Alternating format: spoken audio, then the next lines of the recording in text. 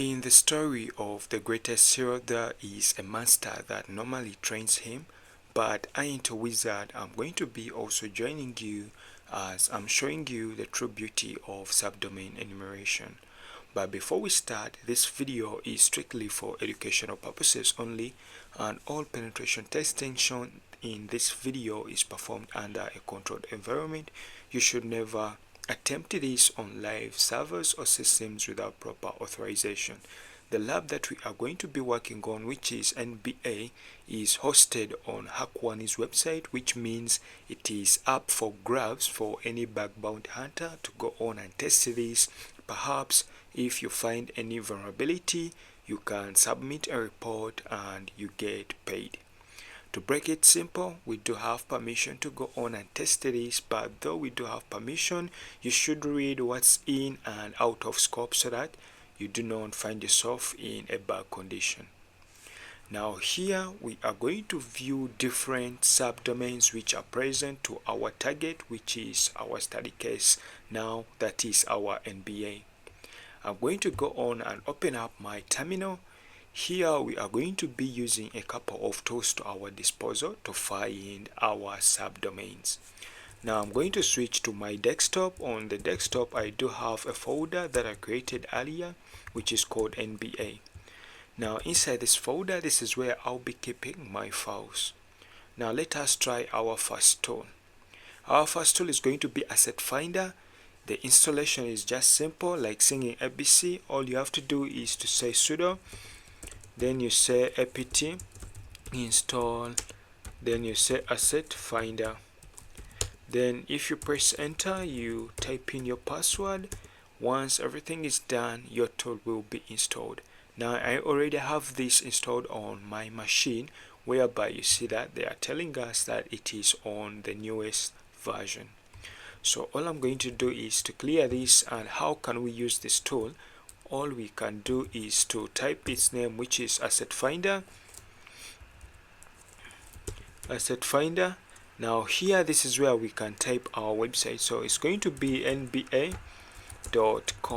So make sure do not include on the protocol and do not include on the www. So once you do that, this tool won't bring back your data.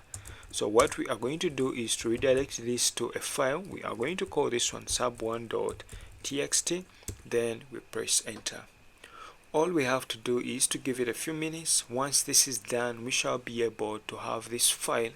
Then we can view how many subdomains were recovered back. Now this is done.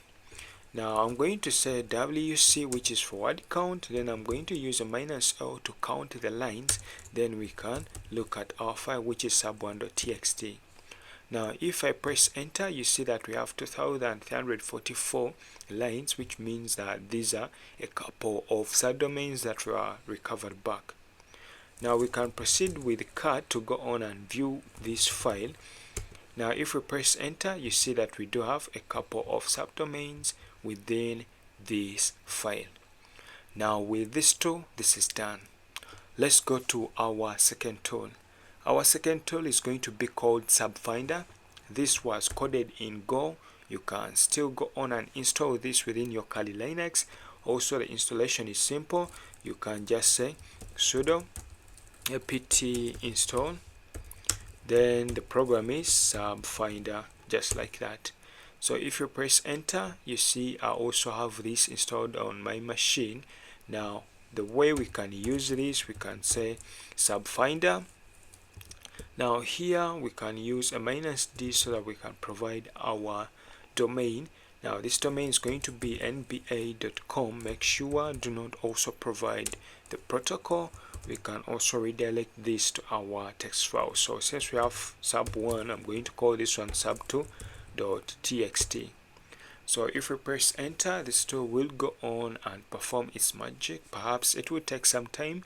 Now here, having a lot of tools to your disposal, it can help you at least to narrow down what could be existing on this domain that we are trying to attack. So as this, it is taking some time. We see here they are telling us that 807 subdomains were found. We can also still use WC onto this so that we can confirm whether it is the same line. So this is going to be sub2. We see that it is the same number which was displayed here. Now we can also use cut so that we can view this file. This was sub2. Then I'm going to press tab. We see that this is a couple of different subdomains. The other one was in 2000s. This one is in 800s. So this brings us to our third command. Our third command is going to be, we looked at Assetfinder, Subfinder. Now we are going to use Sublister. Also, its installation is simple. You can just say sudo apt install Sublister. Now Sublister was coded in Python. Now for Sublister, if you tried Sublister, the moment you type T, you use a 3 and a R. That is the spelling of Sublister. If I press enter, we see that this one, it is also installed on our machine. The usage of this tool is also simple. I'm going to say Sublister, press tab. Then here we are going to use a -d. Then we are going to say nba.com. Then we can use a -o, which is for the output. Then I can put this to a file. Let's call this one sub3.txt. Now if I press enter, Sublister will go on and also perform its magic. We shall see how many subdomains that are going to be also found by this tool, and then later we can try to sort out all these three files so that we can come out with a single file having different subdomains. So with Sublister, we see that it uses a couple of search engines to go on and find different subdomains to our target. Now we see a couple of these subdomains were recovered. Now this may look similar to what we had seen earlier, but let's see if our file was created. We have sub3. Now I'm going to also go on and use WC, but this time I'm going to test our sub3 to see if data was saved in this location. Now here we have 600, the previous one was in 800, and the first one was in 2000. So we have three files whereby I expected that they do have some similar subdomains. Now what we can do is to go on and filter out or sort these three files so that we can have a single file that has these subdomains. So now here we are going to use a command which is called sort with a -u, which is for unique. Then we can provide our three files. The first one is going to be sub1, and the second one is going to be sub2. Press enter. And the third one, it is sub3. So once everything is done here, we can redirect this to a single text file. Now here I can call this one unique. Let me just call it uni to save time. Then I'm going to say uni.txt. So once we press enter, they will sort out all files or subdomains inside these three files, and they will redirect them to this. So let us see what is returned in this uni file. So I'm going to use the word count, then with the -l, then we go to our uni. So if I press enter, you see that we have returned back 994 subdomains. Now after getting your subdomains as a bug bounty hunter, you can try to move on further so that you can find our live hosts. Now here, finding live hosts, we can use HTTP probe, or we can go for HTTPX, but in new version it is called HTTPX toolkit. Let us try to use HTTP probe. This may take some good time to bring back our live host. Now let's say once it is done, you can use other tools, maybe like GoWitness, to take screenshots for these targets so that you can confirm that they are active. But if you want to find out your live host, perhaps you are going to say cut. Then here let us use our uni, which is the unique one. Then here we can provide a pipe. Let me just put a space. You can provide a pipe, and here you provide your HTTP probe which is the one. Now once our HTTP probe has returned back our data, you can feel free to redirect this to another text file. Perhaps you can call this one live.txt.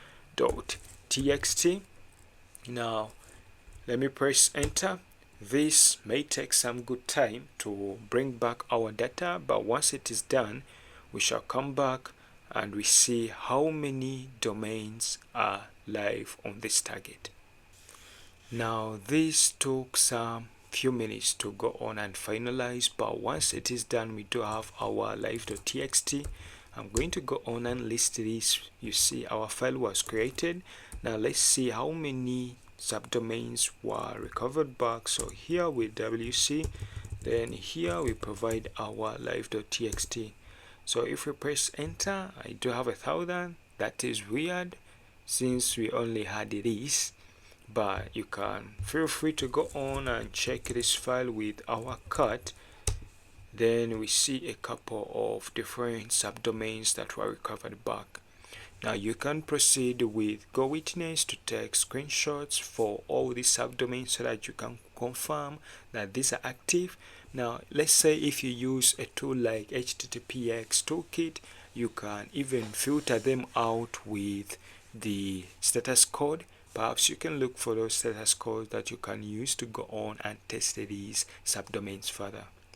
Now what you should know, the greatest hack that you can do for any content creator is to click on that thumbs up icon, and if you are not subscribed, you can feel free to subscribe to my channel so that you don't miss any of the videos that I'll be posting. And if you have any question, feel free to leave them in the comment section. I'll be glad to get back to you. Now I'll see you in the next video.